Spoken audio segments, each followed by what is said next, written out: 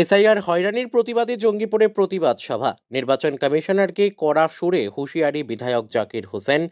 কোনো বৈধ ভোটার বাদ গেলে বড় আন্দোলনে নামব রাস্তায়।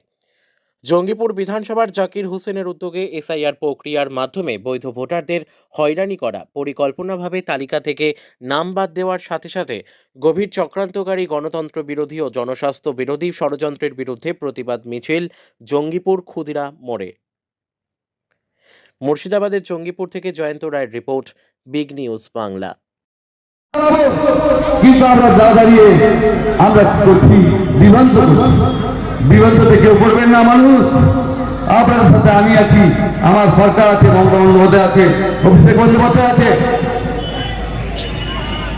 কেন এই রাজনীতি করতেছে কি? মানুষের জনসভা করার জন্য। রাজনীতি কিভাবে আপনারা জানেন?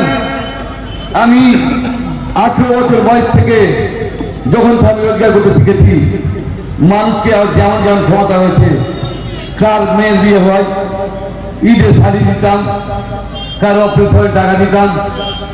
আমাকে সকলেই বললো রাজি করে, আমাকে রাজি করতে পারিনি।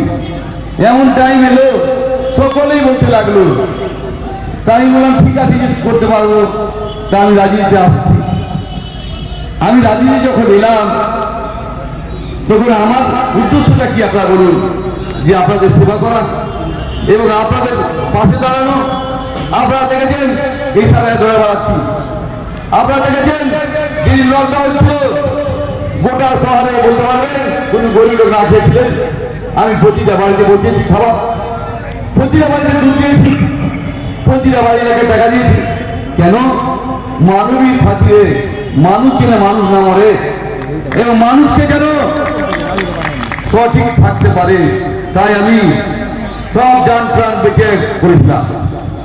আজকে রাজনীতির চাপ হওয়ার নাই। আপনারা ভালো থাকলে আমি ভালো মনে করি, আপনারা খারাপ থাকলে আমি খারাপ মনে করি। কেন? এই বিবেকের কারণে যে গরিবরা বলতে হবে তিনতলা বাড়িতে টাকা আছে সেই বাড়ি পেয়ে যাবে, যে গরিব সে পাবে না। আপনারা পাবেন আমি আছি আপনাদের সামনে। তো কিছু নাই, আপনারা বলুন লক্ষ্মী ভান্ডার চিন্তা বাড়ি বেড়া পাবে আর ধুবড়ি বাড়ি বেড়া সে পাবে না। এটা কি করে আপনারা হয় বলুন?